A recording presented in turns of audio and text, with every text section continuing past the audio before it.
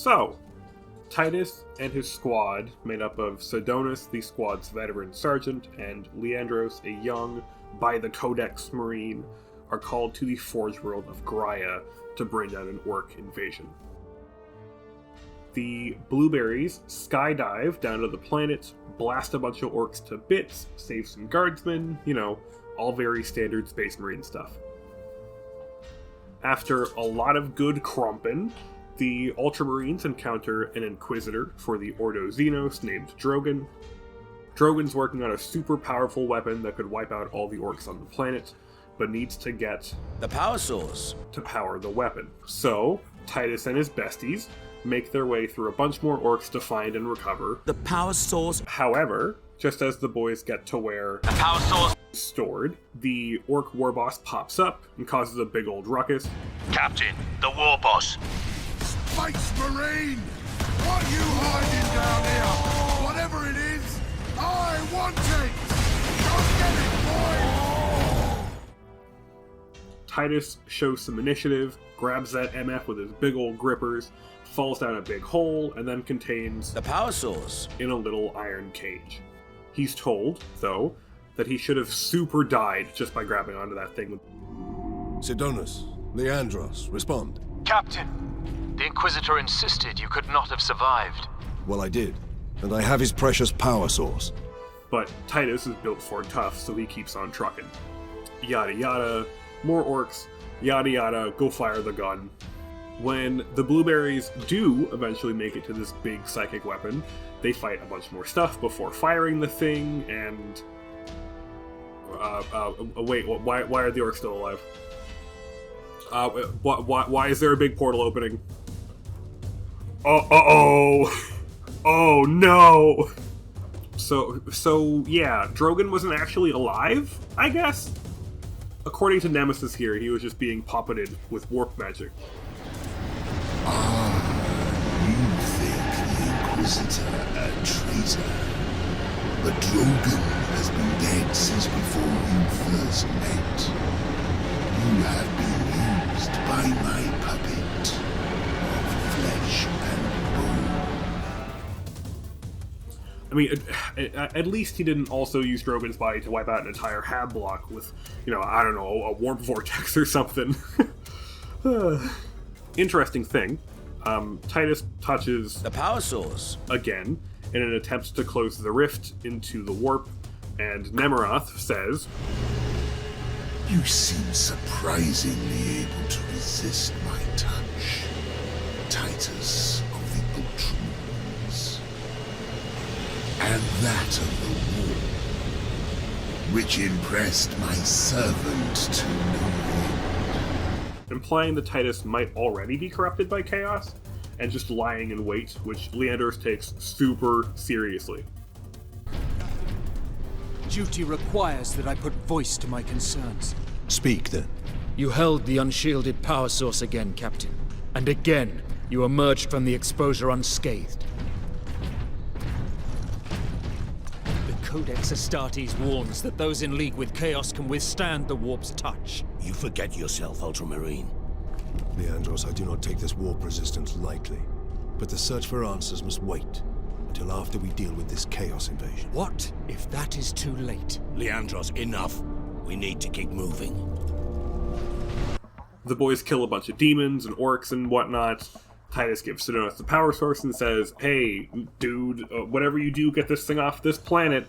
And Sidonus says, yes, sir. I love you so much, Titus. Oh, owie, oh god. Oh no, Nemeroth is stabbing me. Who could have seen this coming? Ow, ooh. Nemeroth turns into a demon prince. Titus then literally crushes his head with his hands as the two fall thousands of feet off the spire. Titus then snaps the power source into bits with his bare hands, all while somehow surviving the ensuing explosion and hitting the ground. However, we find out that Leandros has called the feds on Titus as an Inquisitor shows up to take him away to end the game. Space Marine 2 opens with a Deathwatch kill team dropping onto the jungle planet of Kadaku, hoping to detonate a virus bomb all over the Tyranids that have begun to invade the planet. Tutorial stuff happens, Ulfar from Rogue Trader gets killed, rest in peace, big man, and our masked Deathwatch protagonist successfully gets the bomb delivered to the bugs. Falling into a hole, we see that our Deathwatch guy is none other than Titus. Of course it was. And then he gets absolutely scragged by a Carnifex. After a quick rescue by some Ultramarines and some extremely minor surgery, Titus awakens to a newly Primarist self and a super pushy chaplain. Since we have a new Titus, let's introduce our new squad. Gadriel is our sergeant, he's a codex enjoyer. Gadriel cares for his squad but wants to be in the thick of a fight and earn whatever amount of glory is available. Chiron is quick-witted and hyper-loyal. Chiron has a wealth of knowledge for his ranking, allegedly even growing up on Calth while the Wordbearers were trying to heresy all over the place. Titus has taken over Gadriel's squad, much to the sergeant's chagrin. Once the squad is together and is landed back onto Kadaku, it's time to fight some bugs. Most of the first half of the campaign is Titus and the new Blueberries fighting just so many bugs. Eventually the squad is tasked with recovering some important data and ensuring that an Archmagos gets off the Tyranid-infested planet. But whoops! Once the data is recovered and the Thunderhawk carrying the Archmagos takes off, its flight is cut extremely short as its engine explodes and the Thunderhawk crashes. The taxmen arrive at the crash site to see that there be chaos afoot, and also that the Archmagos is extremely dead. Titus sees some kind of container in the crashed Thunderhawk and collapses to the ground. Brother! I'm fine. It must be the Rubicon surgery. When? 2 days. Titus has been lucky with Chaos Corruption before, but has his resistance finally failed him? The gang head back to the battle barge after the apparent failure of this mission. After Titus wakes back up, he finds out that Gadriel has started to pry into his past. Then where did Dimitri and Titus serve previously? And why is he back in battle so soon after such grievous surgery? Sergeant Ventiad spoke of a Deathwatch team that deployed a virus bomb on Kadaku. Perhaps our lieutenant was one of them. I am far more concerned with what we just saw at that crash site. The squad learns about Aurora, some sort of top-secret Mechanicus weapon. The Archmagos was the lead on the project, but since he's dead, the boys have to find his apprentice, a Magos named Luz. During the hunt for Luz, Titus digs through some classified files and finds out that... Oh, no, that it can't be. Open file reconstruction. Brother, those are classified. No. It was destroyed. Mechanicus fools. So it turns out that Aurora is fueled by Power source. and Titus is pissed about it, obviously. He storms back to the battle barge to tell his captain that the AdMech are up to some fuck shit, but is shouted down and told to go back to tracking Luz. With a weapon, the results could be catastrophic. And what makes you suddenly an expert on Mechanicus research? They're using an artifact to power the weapon. I've seen it before, on a planet named Graia. A traitor by the name of Nemroth called it a fragment of the Dark God's power that almost destroyed the planet. Graia. Titus, the Mechanicus are acting on orders approved by the Primarch. And here are you, talking of Graia, of all places. Damn it, Captain. If Chaos is here, if they get their hands on this thing... Enough! I will hear no more on the subject. Now, did you get a location for Luz? Aye, sir. Then get down there and find him!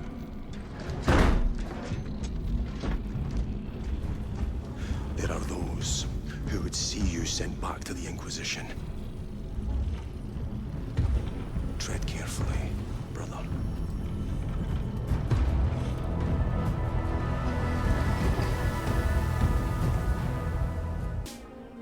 Titus and company begin to actually track down Luz, meeting up with an old brother of Chiron's along the way.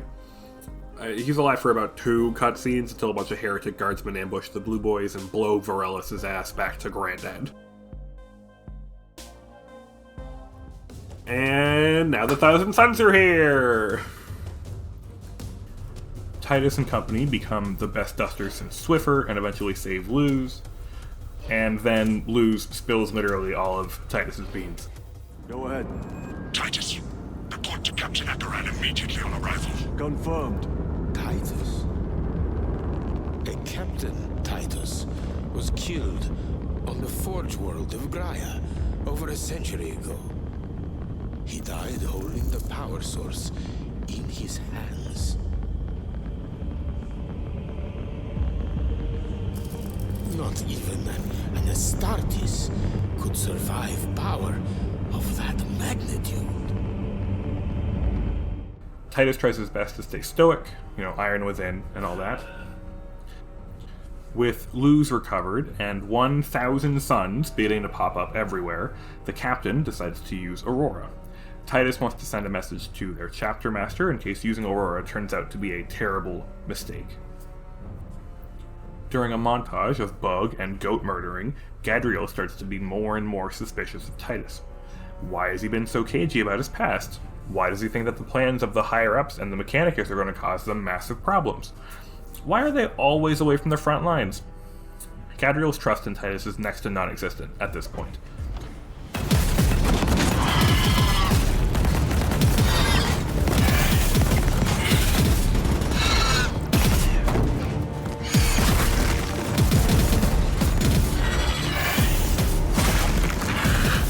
You say there will be a massacre. How do you know that? Why else would the traitors be trying so hard to stop us?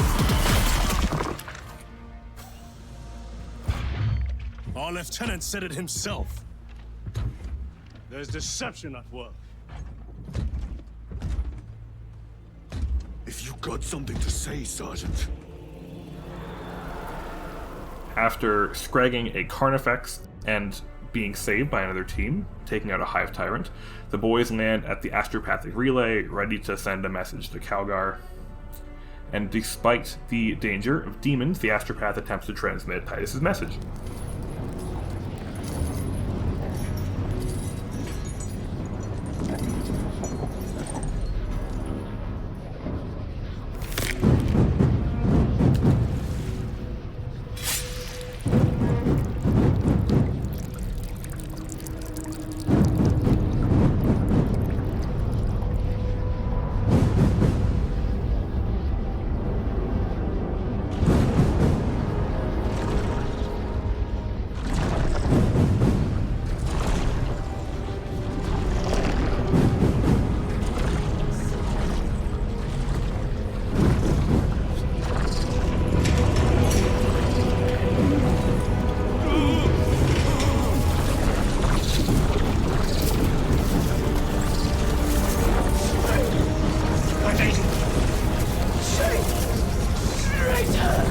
What does she mean?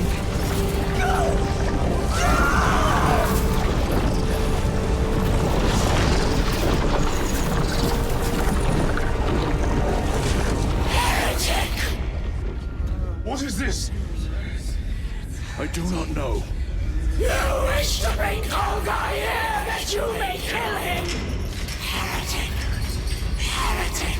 You will betray us as you betrayed them on Graia! Lies. Arrest him! He means to kill her! Lieutenant! Gadriel! I am no heretic. Uses the power stone by himself! He must be stopped! Kill the heretic! Kill him! Enough! Kill him!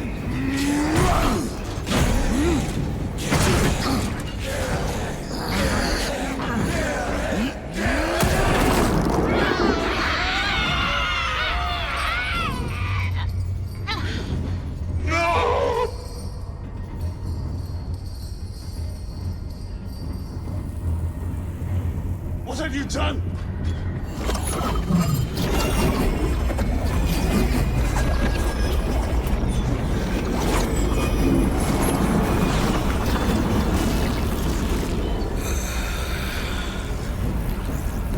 How gracefully you dance.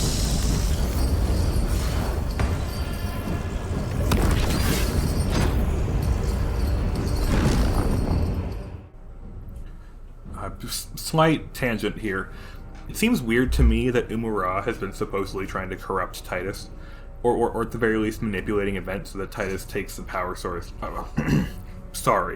Takes a power source for himself. He doesn't really seem like Thousand Suns material to me. He has no, warp capability. He's just really resistant to it. The lads fight off Umura. Titus tells Gadriel to fuck off with all of his suspicions. I understand your actions, but your suspicions end here. Are we clear? Yes, sir. And the boys charge back to the battle barge to head to the finale.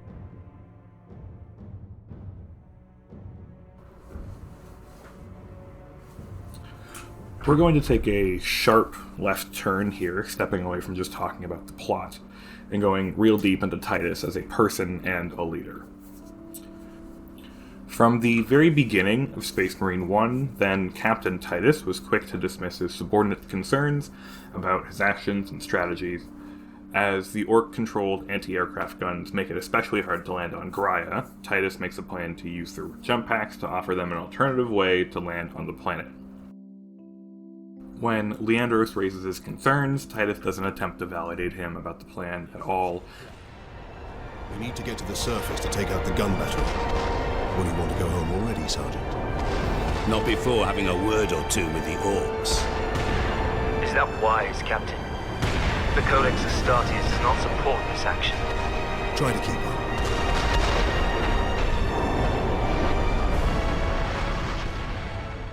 Simply giving him a glib reply before jumping out of the Thunderhawk. In the beginning, this dismissal is harmless, with Titus telling Leandros to think for himself, but as the game progresses and chaos gets involved, things get a lot more complicated. When Leandros quotes the Codex again and fires a thinly veiled accusation of heresy towards his captain, Titus says, essentially, "Nah, that can wait till later, we have bigger problems." The Codex Astartes warns that those in league with Chaos can withstand the warp's touch. You forget yourself, Ultramarine. Leandros, I do not take this warp resistance lightly, but the search for answers must wait until after we deal with this Chaos invasion. What if that is too late? Leandros, enough. We need to keep moving. Sidonis even joins in on this dismissal of concern, agreeing with his captain, and this denial comes right after Titus claims that he was deceived into firing the weapon. From Leandros' point of view, some things must be falling into place. Not following the Codex and its guidance for tactical superiority, surviving a warp-fueled energy source multiple times with no injuries or lasting wounds. If there's even an iota of a possibility that the captain of an entire company of Ultramarines has been tainted by Chaos, then it has to be addressed. And, since his sergeant is so quick to jump to his defense, is Sidonis also corrupted? In a setting where the seeds of corruption can blossom into entire solar systems falling to the ruinous powers, there can't be any allowance for deviations from the dogma of the Imperium, and for the Ultramarines specifically, the Codex Astartes. Ultimately, it's not that surprising that Leandros calls the feds on Titus. If it was the beginning of him becoming a traitor, then it may have been the only opportunity to stop him from corrupting the entire Second Company. Did Titus do anything wrong, though? Not really. The only thing he's truly guilty of is being manipulated by Nemeroth, but as we know, he deals with that problem in a rather spectacular way. He doesn't revere the Codex Astartes as this holy tome, nor does he follow its instructions to the letter. It's an instruction manual for war, and war isn't always a set of if-then statements. Like Titus says, "The Codex Astartes is a set of rules. They guide us, shape us as Ultramarines. Teach us to hold duty and honor sacred above all. But how we live with those rules is the true test of a Space Marine. And you have failed."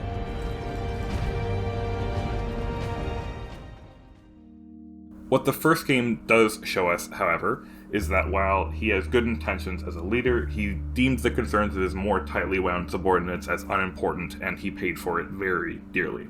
After taking the blame for summoning Chaos onto Graia, Titus must also feel that he's responsible for the death of his closest ally.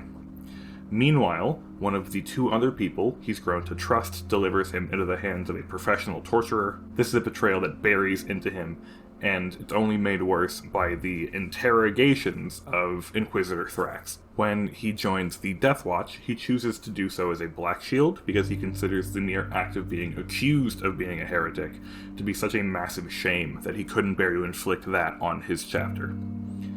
By the time we're in control of Titus in the second game, he's become an extremely cagey version of himself. He doesn't trust his brothers, and is vague and curt with his answers to their questions. From Gadriel and Chiron's perspective, this guy is strange. He dropped into command of their squad in the midst of the Second Company, trying to smash a bunch of bugs, knocking Gadriel down from his position of authority. Within the first few operations, the new lieutenant is standoffish and hyper-stoic, even as Gadriel tries to ask him about his previous experience out of seemingly genuine interest and respect. Sir, you served in the Death Watch. Yes. That must have been a great honor.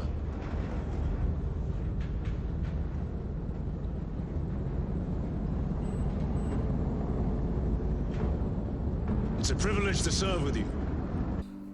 Titus doesn't want to share, though, at one point saying, "Stray words have cost me dearly." So instead, he withholds information. Gadriel calls his ass out for doing this. You are withholding information relevant to the mission at hand. Mind yourself, Sergeant. Your behavior has been erratic. You force your way into classified files. You tell us nothing. When the squad eventually saves Luz, the tension with Titus begins to boil over. Luz mentions that a Captain Titus was killed on the Forge world of Graia over a century ago.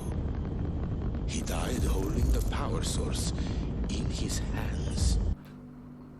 And this really begins to drive a wedge between Titus and Gadriel. Like, who is this fucking guy anyways? This lieutenant drops himself into Gadriel's squad, takes command, acts all strange the first time he encounters something chaotic. He acts super dismissive and refuses to talk to anyone about where he comes from. He claims he was in the Death Watch, but like, was he really? Titus claims that Chaos's greatest tool is deception. The Traitor Legion's legacy of deception goes back 10,000 years. They are masters of it. And Luz mentions that someone named Titus died on Graia, officially. Titus said that this power source thing came from Graia and Chaos was involved there. Is this all just a giant ruse? Even if it's far-fetched, Gadriel does not want to stay under Titus's command anymore. Once Titus is accused by the Astropath at the relay, Gadriel is primed and ready to take the Emperor's justice into his own hands. Leandros went to the cops, but Gadriel wants the glory of putting down this heretic for himself. It's only thanks to the appearance of an actual Chaos Sorcerer that things are ironed out. Gadriel realizes that he was being manipulated, maybe by Imura, but certainly by his own anxieties and fears. If Leandros was there to see Nemeroth die, to hear the final conversations he had with Titus, would he have still called an Inquisitor? I think so. Where Leandros was rigid and by the Codex, Gadriel is less uptight. He seems to genuinely care about his brothers, and while he does quote the Codex, he doesn't follow it as closely as Leandros did. They're different people, and it took Titus being forgiven by Gadriel to really understand that. This separation is made even more apparent when the Blue Boys prepare for a jump much like that of the beginning of Space Marine 1, and Gadriel calls back to Leandros' famous line. The Codex Astartes does not support this action. I am looking forward to it. Maybe this reference evokes a memory in Titus, causing him to open up about what happened on Graia, about how shitty he's been and how he sees his actions in both games have caused him to be in the position that he is now. When I was a young captain, one of my men questioned my motives. I brushed his concerns aside, and I paid the price. Your suspicions arose because I failed to answer your doubts. As I failed to answer his. He's beginning to trust his battle brothers again, instead of seeing the potential they have for betraying him. Once the newly bonded Blue Boys land on Demarium, they steamroll their way across the burial world to the Aurora project site. During this time, Imura keeps messing with Titus, speaking directly into his mind, and even trying to use Gadriel's voice to tempt the lieutenant into doing a little heresy. But their new trust in one another trumps Imura's attempts. You feel the touch of Show yourself, betrayer! What is it, brother? The artifact calls to you, Titus. And I will destroy it. To whom do you speak? Do not hear him. No. Petty tricks. What will you do with the artifact once you have it? Crush it to dust. If it has no effect on you, why not use it? You dare suggest heresy, Sergeant? I said nothing. And I heard nothing. That degenerate clouds our minds. Forgive my error. We will not let you down, brother. Have no doubt. The gang make their way to Aurora HQ, where they find Luz messing around with the power source and claiming that he can shut off the warp connection nearby, thus getting rid of the Thousand Suns. With these devices, we will seal the Great Rift and drive the heretics back into the warp with nothing more than the transference of alignment. But,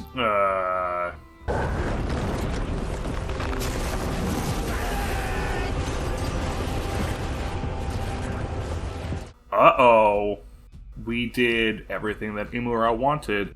When the squad joins back up with the main force of the Second Company, it seems like this is the most dire hour in this sudden invasion. They're getting scragged left and right, there's demons everywhere, and their company standard, the most sacred item that they have, is missing, along with the brothers that were escorting. Contact with them. They are carrying the company standard. If they have fallen, We will retrieve it, Captain. As Titus's squad tracks down the detachment, and more importantly, the standard, we see what I believe to be the most significant scene for Titus in his personal journey. Titus charges to raise the standard as more and more portals open to let a flood of Rubric Marines and Zangor into real space. Titus picking up the standard shows us how his self-perception has changed. He believes that he's part of the whole once again, that he's worthy to be called an Ultramarine. As the enemy force becomes larger and larger, Titus begins to rally his battle brothers. He becomes sort of an icon, a force that inspires the people around him to keep going in the face of impossible odds. The Blue Boys are saved in the nick of time by none other than Barney's fucking Calgar! The remaining Ultramarines turn it around with the 1-2 combo of their chapter master and the company standard before rallying back with the remainder of the Second Company. As the boys try to think up a plan to defeat the Thousand Suns, Gadriel reminds the squad that Luz mentioned a change of alignment before he got blasted. So, Gadriel proposes that there must be some way to flip those big-ass floating things, and hopefully that'll be enough to shut down the portal. The Ultramarines set up for a final assault, ready to push back the Thousand Suns or die trying. We are the sons of Ultramar, servants to the Emperor and guardians of the Imperium. Let these wretches feel the wrath of ancient vengeance!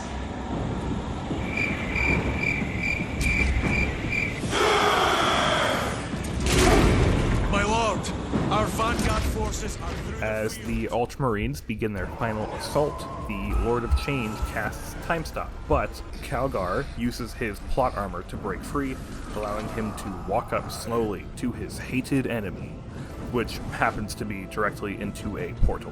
Titus and company aren't far behind him either.